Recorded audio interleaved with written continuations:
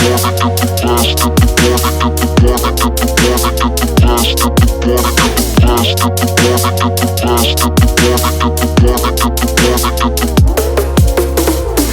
it's Friday, the last day of my vacation. Now all I have is a weekend, then it's time to start working again. Back to the grindstone, as it were. You know, it is what it is. I've had 4 great weeks. And, you know, this being Sweden and me having 6 weeks of vacation a year, I've still got 2 weeks to take out later the year.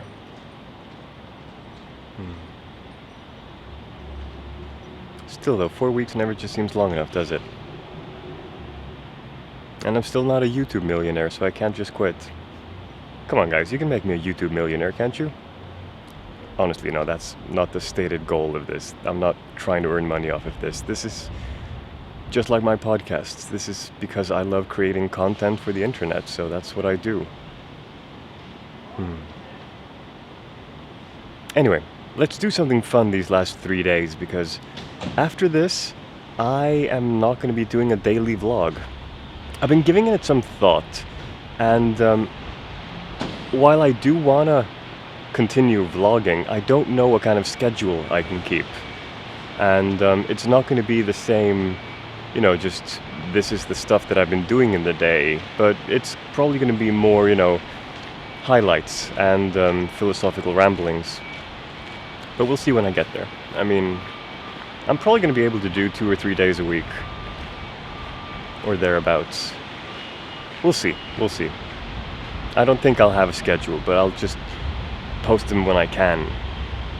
Or when something interesting or important happens. Yeah, that's what I'll do. Anyway, it's about 5:30. So the last layer of spackle should be dry.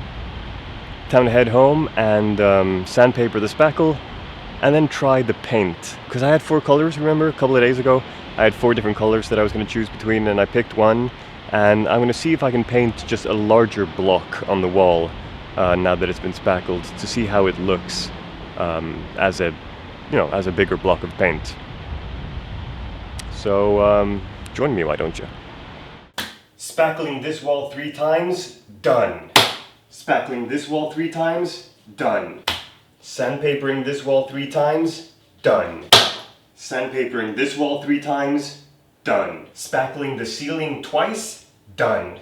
Sandpapering the ceiling twice, done. Painting a big blob of paint on the wall to see what the color looks like, done. Painting the ceiling white, first layer, done. It's all coming together.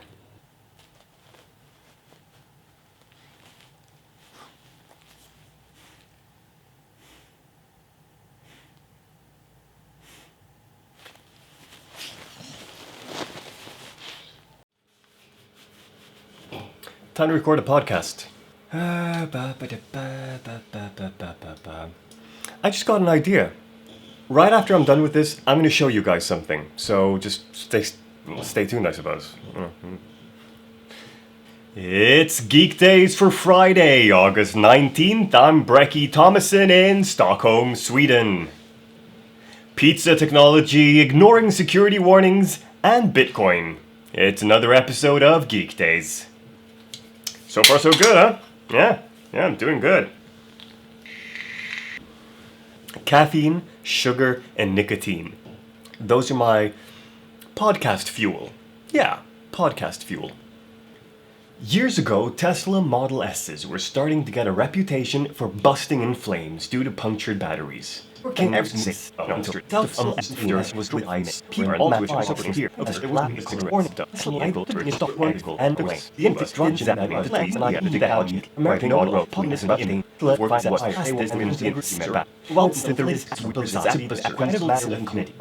the modern giants of science, physicist Edward Witten, says that we may never... That's not a complete sentence, Tom. The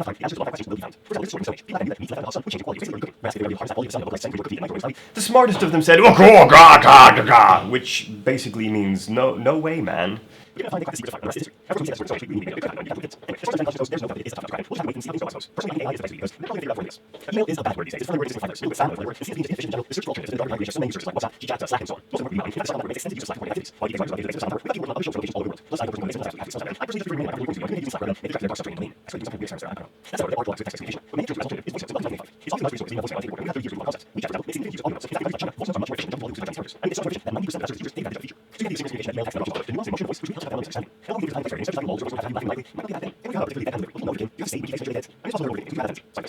Poop emoticon.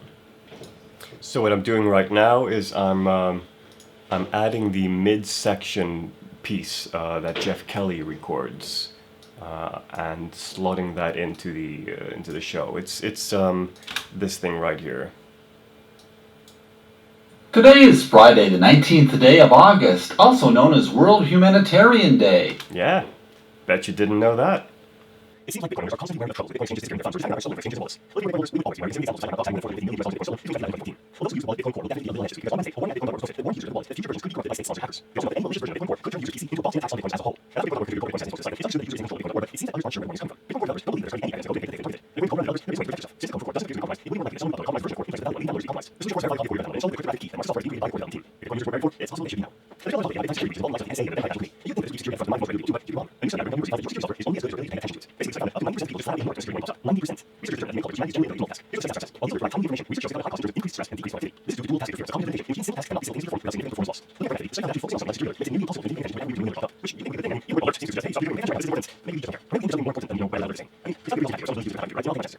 I'm going to we have what might be the greatest innovation in recorded human history. It's time to uncover disease war and just seeing all that in one fell swoop. Okay, so it's actually another story that is worth mentioning. Pizza, as created pizza sauce, that is also a working turntable. Yeah, if you know that any of those release things, you have 2 turntables printed on the box, all in slots plate, volume, and that design that uses 3 minutes. It actually works by way of connection of free app. The next is created by Volume, who specializes in printing electronics. Basically, pizza has a spreadsheet that says that the touch sensitive Bitcoin. Watching video seems to work pretty well, but lots of easier to use it, and most sites never been touched by cheese or crust, so really interesting to see how it uses boxes. Frankly, it's complicated. You can't imagine how much like the scene inside your If I was seeing all the less left, you can pizza on vacation. It is a people game. Honestly, should I try it once? I'm totally working pizza just to see how the box works, but I guess I make this geek face.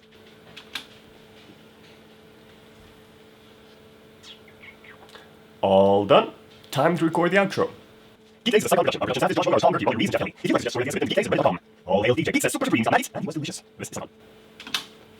Boom! Podcast done.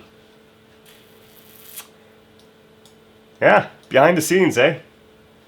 About 15 and a half minutes to produce a 12-minute podcast. That's not bad. That's very not bad. Then again, that's not counting the many, many hours that Josh, Tom, and Raleigh, and Jeff took to put everything together. Thank you guys. I mean, really, I don't say this often enough, but the 4 of you really are the heart and soul of Geek Days. I'm only the dulcet baritone of Geek Days. You guys, you're the heart and soul. Anyway, I'm gonna publish this, and then I'm gonna show you what it is I told you that I was gonna show you, which is still a secret, so stay tuned! Dum dum dum! Drama and so on. Over the past couple of weeks, you will have seen this under my desk. Well, not the dog, but the other thing. You will have seen this under my desk a couple of times, and you might be wondering what it is, how it works, and what it's doing there. And I'm going to show you and explain it to you, because I'm actually kind of proud over the setup that I have going. This is, of course, the podcasting rig at the heart of Psychon Studios. Okay, so here's how it works. I have a computer. I have a microphone. I have an external sound card. The iMac sends some audio to the external sound card. I have a mixer. The mic and the external sound card send audio to the mixer, and the mixer sends it back to the iMac. The Mac Mini sends audio into the mixer, but it also receives audio from the mixer, which is basically the mix down minus the channel of the Mac Mini, so it's got mix minus. This is, of course, the simple way of describing it. This is just the audio flow. But there are other details, and as you could have seen when you were looking at the previous scene, there's other hardware involved as well. And that's what I'll explain next. So I've got 2 pieces of hardware on the line-in channels from the microphone and the Mac Mini. These are called DBS286S, and they're basically audio processors. They do compression, they fix the low-end cut and the high-end cut, and they can, do some boosting and some limiting and so on. So they basically just fix the audio as it's coming in. The Mac Mini is running Skype, which is what I use to talk to my friends and colleagues who I do these podcasts with. The external sound card is something that I'm using to be able to play audio from a soundboard application on my computer and send it to the mixer. Now you might be wondering, why am I using the external sound card instead of piping system audio out there? Well, it's basically to avoid system audio.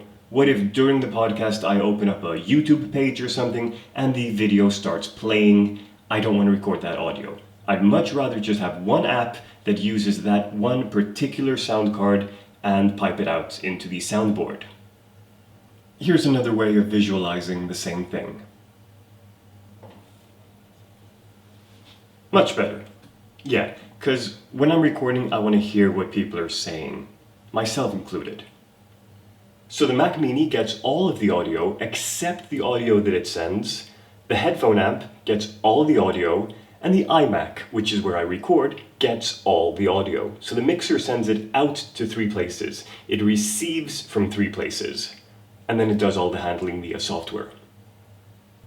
This, on the other hand, is a cute bunny rabbit. Looking back at the footage from when I showed you the mixer and the DBX286S and everything else, the audio equipment under my desk, I can't stand all those wires.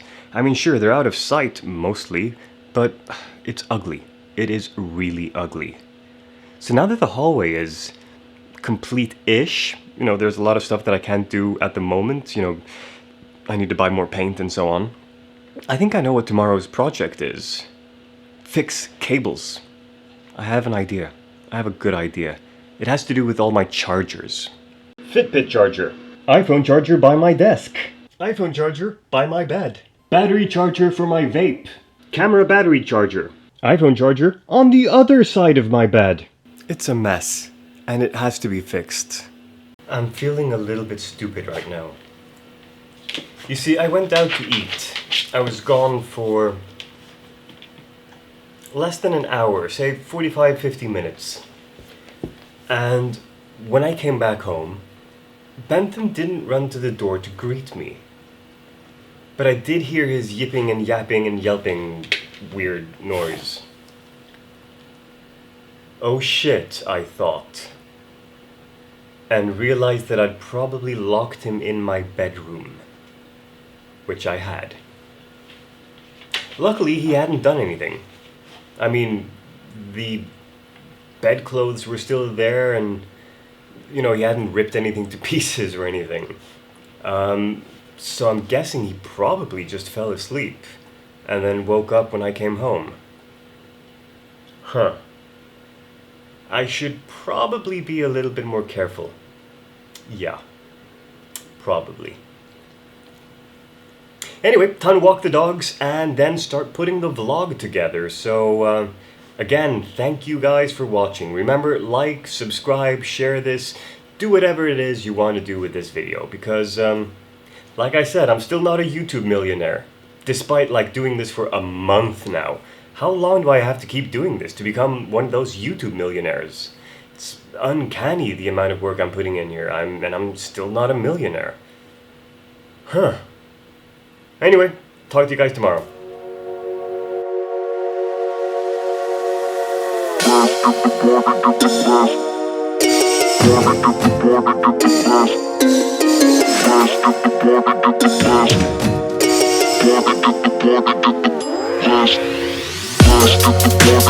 Flash,